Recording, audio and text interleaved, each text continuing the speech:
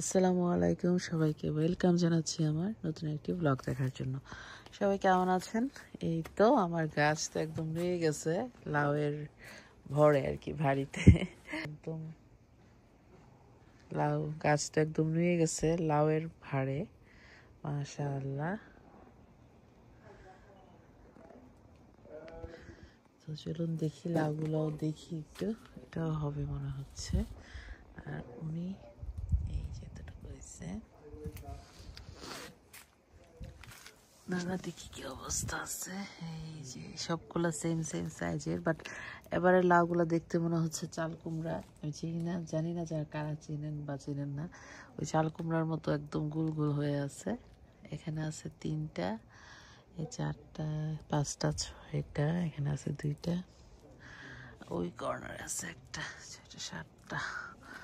আর যাওয়াই মুশকিল। এখানে আছে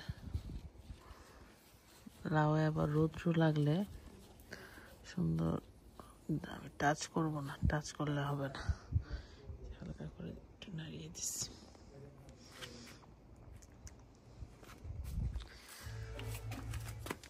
দেখি আর এদিকে আছে কিনা।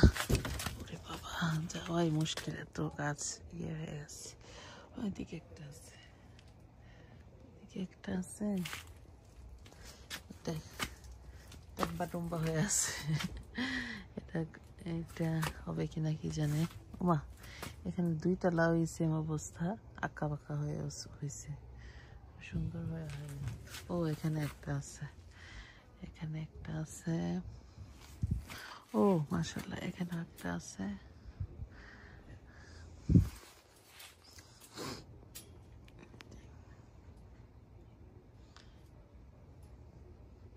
কেন এমন হলো? এখানে প্রায় 1, 2, 3, 4টা লাউ এরকম আঁকা বাঁকা।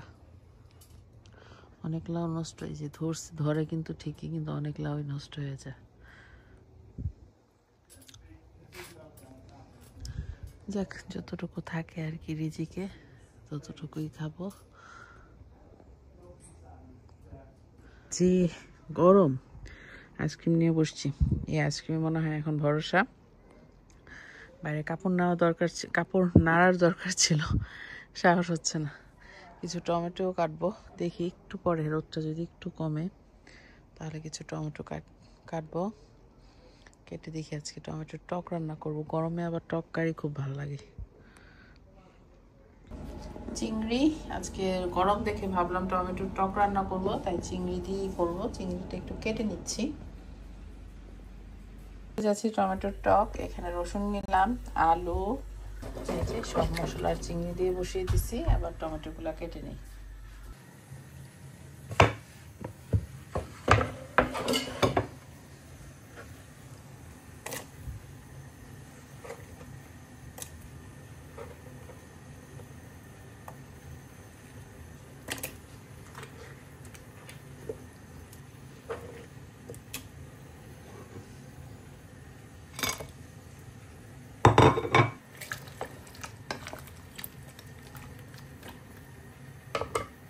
কেন ধনিয়া পাতাটা নাই, গার্ডেন থেকে কয়েকটা নিয়ে যাই। আর এটা গ্রান যে, ওফ কি একটা আরামের বাতাস যে লাগতেছে শরীরটাতে। গরমের মাঝে যে বাইরের বাতাসটা লাগলে যে একটা ভালো লাগে, ওরকম। তো আমি কয়েকটা ধনিয়া পাতা, আসলে এগুলো আর হয় না, অযথা সবাই বলে যে হয়, আমি জানি না, আমার হয় না। আমি এভাবে কেটে ছিঁড়ে উঠাই নেই, তাহলে দেখা যাবে যে আমার জন্য ইজি হবে। বেছে নিতে হবে, এগুলো দেশি তো, এই জন্য ছোটো ছোটো। তো আমার টমেটোর টক রান্না শেষ। এবার আমার কাছে মনে হচ্ছিল সাথে একটু ডিম ভাজি হলে মন্দ হয় না, তাই একটু কাঁচামরিচ, পেঁয়াজ আর ধনিয়া পাতা কুচি করে নিলাম, সাথে 3টা ডিম দিয়ে দিলাম। আর ডিমটা আমার কাছে একটা করে ভাজার থেকে মনে হয় 3টা 4টা যদি এরকম করে ভাজি, তাহলে মনে হয় যে খেতে ভালো লাগে। আর আমার বাসায় আমার বাচ্চারাও দেখি এভাবে ডিম ভাজিটা বেশ পছন্দ করে খায়। আমি সবসময় টমেটোর টকটা যখন রান্না করি, ওই টকের সাথে এরকম ভাবে একটু ডিম ভাজি করি।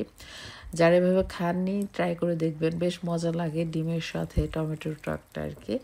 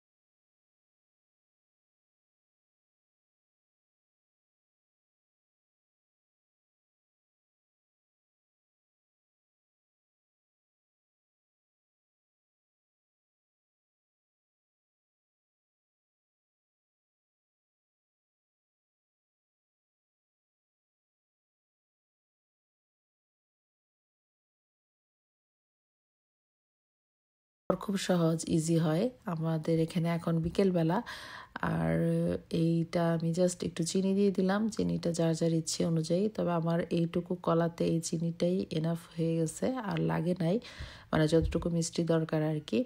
আর এখানে 1/2 কাপ পরিমাণ হবে আমি প্লেন ফ্লাওয়ার দিয়েছি, আর 1/2 কাপ পরিমাণ হবে